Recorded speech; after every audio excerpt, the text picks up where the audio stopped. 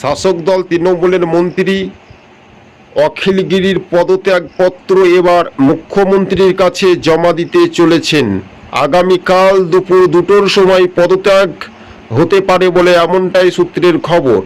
অখিলগিরি যে ভাষায় মন্তব্য করেছেন এক সরকারি কর্মচারী বা মহিলাকে, এই রাজ্যের আইন শৃঙ্খলা পরিস্থিতি, যে রাজ্যের মন্ত্রীদের শাসন চলে এবং সাধারণ মানুষ থেকে সরকারি কর্মচারীদের কতটা শাসন প্রয়োগ করছেন তিনি তার সময়ের অপেক্ষা বা সময়ের সাথে বলবে। তাহলে কি অখিলগিরি কবে গ্রেপ্তার হবে? তিনি যে ভাষায় প্রয়োগ করেছেন, যে অকথ্য ভাষা, একেবারে বলাই যেতে পারে মনে হচ্ছে যে একেবারে জমিদারি। কেননা রাজ্য রাজনীতির বিষয়ে তিনি একজন বিধায়ক, তিনি একজন মন্ত্রী হয়েও এই ভাষায় তিনি নিজের হাতে আইন তুলে নিতে পারবেন না।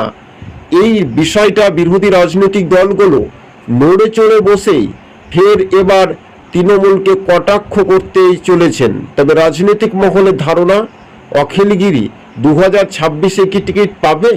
এটা একটা জল্পনা তুঙ্গে শুরু হচ্ছে তৃণমূলের অন্তরে, একেবারে দ্বন্দ্বের মধ্যেই প্রকাশিত। অখিলগিরি দলের সবচাইতে বড় একটা ক্ষতি করল বলে এমনটাই তৃণমূলের নেতৃত্বদের একটা অভিযোগ। তৃণমূলের সর্বভারতীয় সভাপতি তাকে একেবারে শাসানি দিয়েও তার সঙ্গে ফোনে কথা বলা হয়েছে। অখিলগিরির তার ছেলেও যে বলেছেন, সরাসরি তার বাবাকেই দোষ চাপিয়েছেন। তো বলাই যেতে পারে অখিলগিরি কারামন্ত্রী থেকে তিনি পদত্যাগ করবেন। আজকে যেহেতু তিনি সাংবাদিক বৈঠকের পর তিনি বলেছেন যে আমি এই ভাষা বলিনি, আবার তিনি বলছেন যে বন দপ্তর থেকে 500 হাজার করে এনে রাস্তার ধারে ফুটপাতে তাদের ব্যবসা করানো হয়েছিল, বসানো হয়েছিল। এই সবটা কিছু কিন্তু শাসক দল তৃণমূলের নাটকীয়।